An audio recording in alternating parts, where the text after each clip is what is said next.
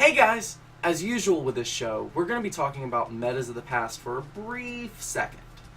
Gateway openers are typically the norm now. Stargate was popular, both from Forge Fast Expands and Gateway openers, but mostly that was because, in my opinion, it had been popular when Forge Expands were the norm. Therefore, small things change as time goes on. Since then, we've moved away from the Forge Fast Expands. First, it was the Gateway into the Cyber Core expand. That was the first change. Those expansions are still pretty common, but now we're seeing another type of Gateway expand. Gateway, Nexus, Cyber Core. Why are we seeing that? How does this benefit the Protoss? Well, a Cybernetics Core allows you to get a faster mothership core. These are great defensively, in the event of an early pull, but it also allows the Protoss, if it doesn't force them, because, I've argued that it forces the Protoss to apply pressure to the Zerg. Again, we've covered that in the past, so check that out, if you're interested. Going Nexus before the core is greedier, which means there's less need to do damage, but a greater risk in performing the build. Because trust me, you don't want to be 10 pulled when you go Nexus after a Gateway. Now, a Cybernetics Core is also required for any higher tech the Protoss might want. Going Nexus before a Cyber Core will cost the Protoss some tech time. Hence, there's no need for the Phoenix to provide the map control. There's not going to be time for that. And since going Gateway into robotics is a big no-no, this opener, that is Cyber Core after the Nexus, this opener presents some issues for our greedy Protoss friends. Namely, how do they gain map control, how do they grab a third, and how do they tech? The answer to all of these is Gateway pressure. Somewhere between 8 and 10 minutes, Protoss are using Gateway pressure to either kill their opponent or to take map control long enough to establish the third. A third is absolutely required for the Protoss due to gas scarcity for them to go into the late game.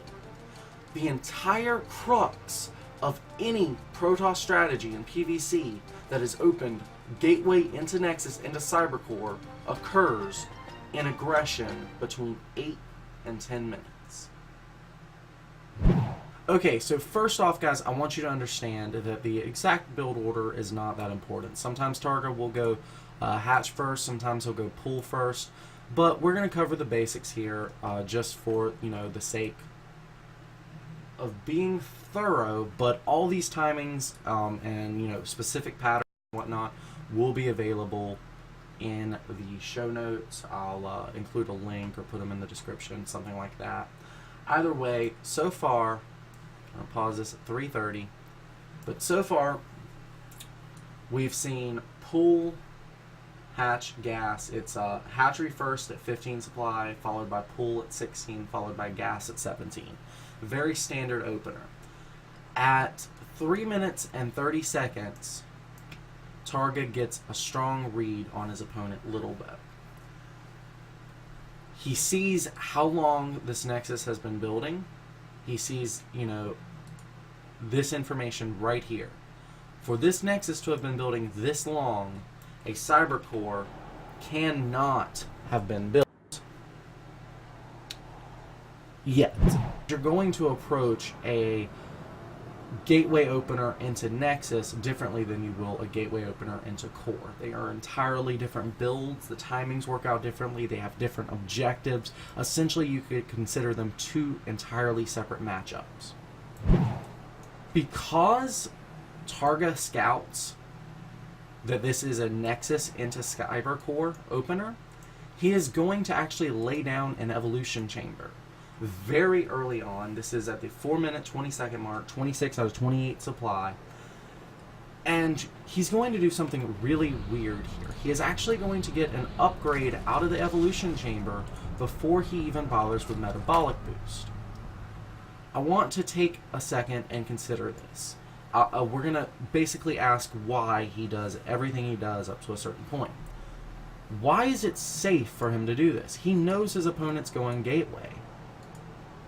And, you know, typically gateway aggression, especially around 6.5 minutes, going into like 8.5 minutes, can be dangerous.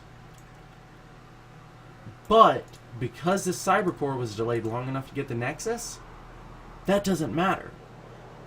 The potential aggression of the Protoss has been delayed. Therefore, the necessity of the metabolic boost has been delayed. That's not to say it's not going to be necessary. It's just not necessary to get it as early. Therefore, he's going ahead and getting this +1 attack, which is going to take longer. That's 2 minutes and 40 seconds, compared to, I believe it's 110 for a spawning pool, which is just under 2 minutes. So it's about a 50-second difference, and these timings are going to work out beautifully for him. Okay, now, at 32 out of 36 supply, he's going ahead and getting his metabolic boost upgrade. And it's also important to note that he is keeping Lings very active around on the map. Currently, he has, 2 Lings, but he's got Overlords everywhere, and he's just poking up, being an extreme nuisance here at the front. He wants to know what his opponent's doing, keep a really good eye. It is totally worth the possibility of losing one of these Lings. Looks like he's going to go and lose both of these, but see, he's getting a read here on the Cyber Core. That warp gate, totally a big reveal. He sees that there is no chrono boost on it. This is all great information for him. He knows he's got time to be safe. But look, he's still going here at home and making a bunch of Lings. He's got 16 workers on, well, he's got 15 on this one, 16 on this one. And he has pulled his drones for a little bit as well. Remember, pulling the drones is very important. Once you've got the metabolic boost started, just go ahead and pull those off, and you will resume those once you start the second gas. You'll see that later on. But basically, once these 2 bases are fully saturated on minerals, he's just going to go ahead and flood out Lings. Remember, we were talking about 6.5 to about 8 minutes being a key timing for Protoss. Well, Little Bo will still be able to hit those timings, but while he's hitting that timing, his attack's going to be weaker. Here you go. Here's the Mothership Core, followed by Stalker, Zealot. He's putting a little light pressure on, but basically, that right there is designed to punish any Zerg who is taking a third. You saw that it was mostly through Lings and Queens that he is able to hold the natural. And if there were a third, he'd have to come off the creep, which means the Queens are going to be a lot harder to maneuver. Fighting out here is bad for the Zerg, but by being able to retreat up here, he's able to have this very healthy drone count just by basically de-emphasizing the need for a third. We saw that in our last crash course. This is kind of appearing to be a theme in the current Zerg metagame. And here we go. Now that he's got enough Lings to deal with everything, he's going to come out here into the middle and push back the Protoss. And behind it, he's going ahead and producing 5 drones.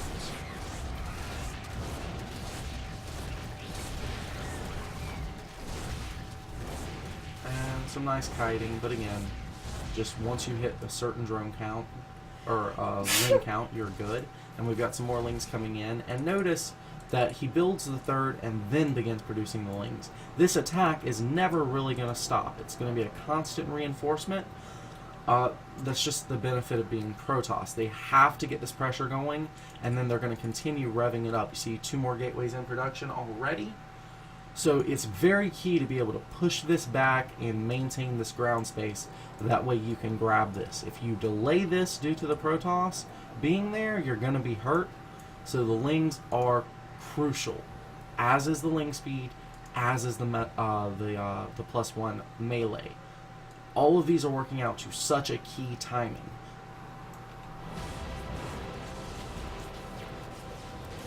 And the Mothership Core getting chased back here by the Queens. Some creep getting spread here. Ling's taking a lot of shots here, but he's basically just buying time for the upgrade. There's the upgrade, and +1 melee going to be on the way, but here are some Lings. It's forcing the Stalker back here into these little gas choke points. This is not good for the Lings, but ultimately those units were still going to die, so the teleport is forced to happen. Now Targa has his third. This will be established. He's bought just enough time to hold it, everything is looking great for Targa right now. Once you've pushed back the Protoss and taken your third, you're going to flood Lings out to continue pressuring the Protoss. You don't want him to be able to take his third in turn. Behind that, you're going to go ahead and drop an Extractor and a Roach Warren, and this is the point where you're going to replenish your drones here in the your second and third in this Extractor. Hold on. Come on, Targa. Let's go ahead and see that. He's actually microing a lot right now. Let's see. He goes ahead and replenishes that. I'm going to back it up so you can see the micro. Because, again, all of this aggression is going to be super important. You see him basically just keeping an eye on this spot right here between the natural and the, the obvious third. And he's continuing to keep Lings out because he knows he's going to need overwhelming numbers to beat this. He cannot be stingy on the Lings. Now, drones are going to be coming out to resupply the Extractor. We saw him build the Extractor, so that's one drone. He's producing a couple more drones, and this will be finishing shortly, so he wants to put some drones over here as well. So it's not like this is an all-in. This is literally just going to delay the third, make it so that the Protoss has to invest a little bit more in the army before he can take that third. You don't want to let him get the easy third and not have to invest in it, as that can actually really set you behind. And we actually see the Roach Warren come up initially with the Extractor. That's very important. The Extractor is for the Roach Warren. And we'll see the lair coming out shortly. Lots of good force fields here. Going to bait out a lot of that energy, and essentially trading Lings for energy is a great trade for the Zerg player. And we actually see him canceling the third. Great job there, just buying that time.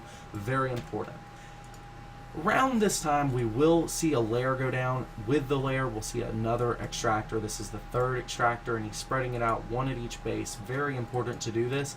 That way your opponent, no matter where he scouts, will not have a full read on your gas, or at least it'll be harder to do so.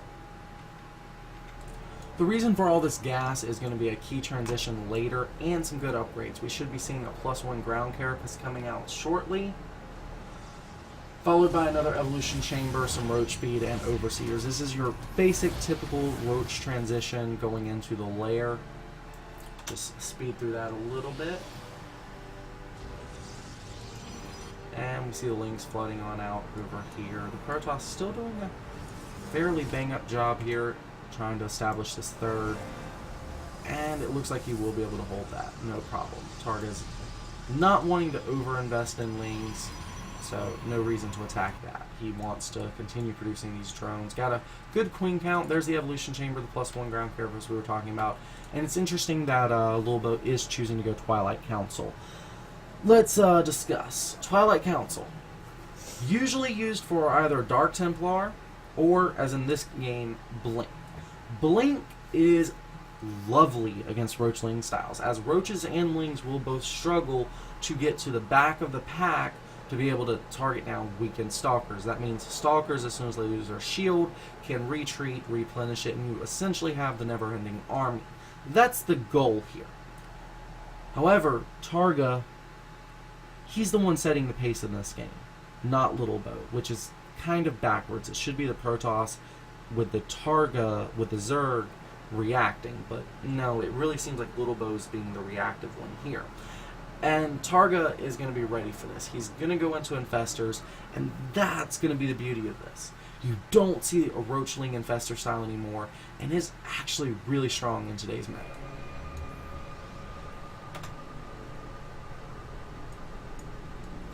And here's the 10-minute aggression we were talking about coming out of Lilbo. This is really the only way he's going to be able to hold this. He could keep his army back, but that essentially means Targa can expand and drone all he wants to. By coming out to attack, Lilbo is hoping that he will keep his opponent defensive and be able to establish, some more cannons here, a couple more gateways, and just get some great defenses going on. Targa's not going to allow that immediate counterattack, and this one cannon has very low surface area, so it's not going to be the best attack here in the world, but likewise, it's going to cut into some of the reinforcements Lilbo has here. As you can see, this has been defended well, but some of these lings going to swing over here, see what damage they can do. We'll keep an eye on both battles. And see, the lings have been defended. The lings really didn't do very much at all, except scare Little Bow. Maybe even not that much.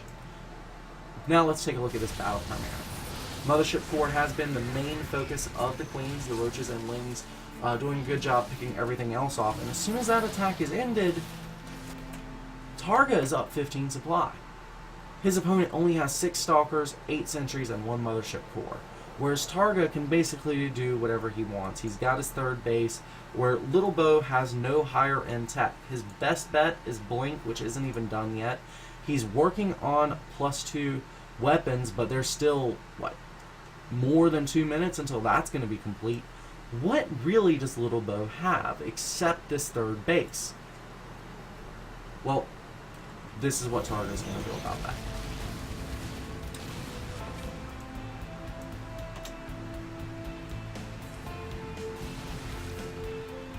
Basically trying to pull Little Bow out here into this middle section, but one lovely thing about this map, Expedition Lost, is this back thing of ice.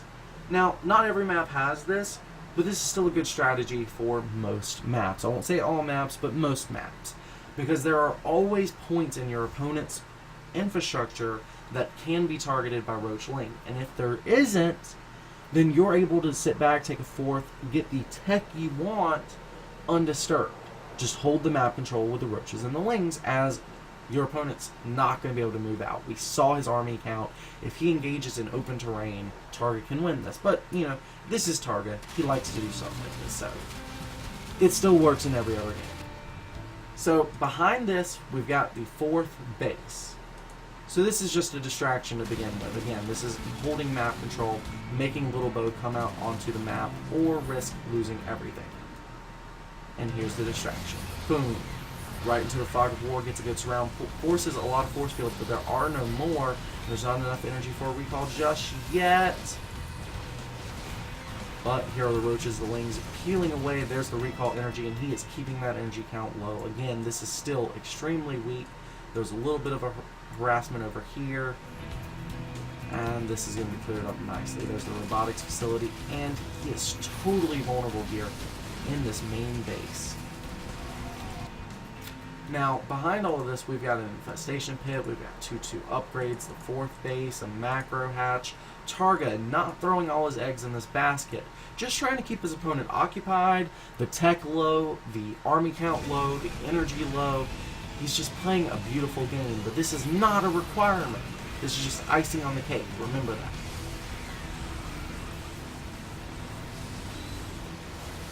And this is kind of wrapping up a good portion of this game, but Little Bow gonna chase Targa right on out.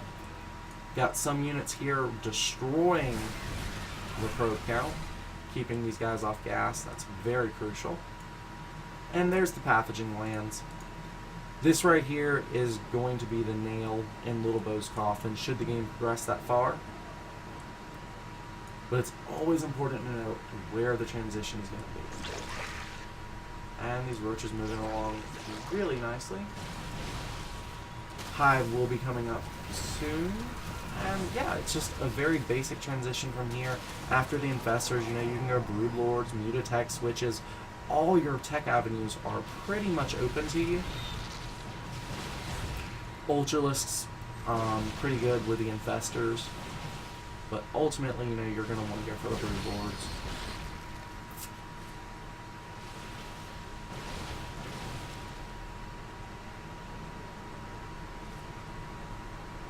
Speeding through the rest of this game. We want to see the Infestors get used, damn it. Alright, here we go. Nice little choke point, but Targa's still not choosing to engage it. Hive coming up, 46 Lings on the way. He wants that 200 supply. He knows he gets there faster than a Protoss, and now that he has it, he is ready to engage. Blink, a little bit wasted there. Those things are going to be on cooldown, but he doesn't want to engage on the creep, so he is going to go ahead and back up. But this battle is going to be huge because of the fungal growths. There we go, beautiful fungal growth there. Gonna hold all those blinks still. Lings coming in behind. Blinks totally gonna be nullified by the Phone Growth. Roach is doing a great job. The upgrades very strong here, at least as far as the armor and the Ling upgrades. Roach upgrades gonna be completing, but that mostly Stalker army gonna be terrified by these upgraded Lings. Lings are hands down the best thing to use against Stalkers if the Stalkers cannot get away. And yeah, basically Targa has dominated this game from beginning to end by constantly predicting his opponent, constantly knowing one step ahead of what the Protoss' strategy is. He was able to identify that it was a Nexus before Cyber Core, adjusted his strategy accordingly, and the rest is kind of, you know, there. Most Protoss who use this strategy are hoping that people just haven't adjusted to the metagame. If you try to go for a strategy that is used for Gateway into Cyber Core against Gateway into Nexus, you will most likely lose. It's just a matter of knowledge and reacting appropriately. That is the history of the Zerg race, guys. I hope you enjoyed it. If you did, please, you know, share this with your friends, give us a like, give us a thumbs up. Thanks so much. I'm Shaft of the Cleaning Casting Crew. 신앙 선수가 되는 거고요. 그렇죠. 멀티에 방해도 받지 않으면서 안전하게 해주고 있는 모습인데 맹독 측의 스피드업이 되기 전에 즉 전방 위에서만 싸워야 되고 전방만 좀 제거하고 마지막에 이렇게 스피드업 뿌리고 이 근육을 살려가지고 대응 잘못하면은 그 상황에 추워질 수 있으나 현재까지는 준비를 이성 선수가 조금 더 잘해주고 있었다. 이렇게 생각을 해야 될 것 같습니다. 그렇죠. 그 상황에 신영 선수가 좋습니다. 인디가 계속 앞서서 싸움을 걸 수 있는 건 보통 싸워서요.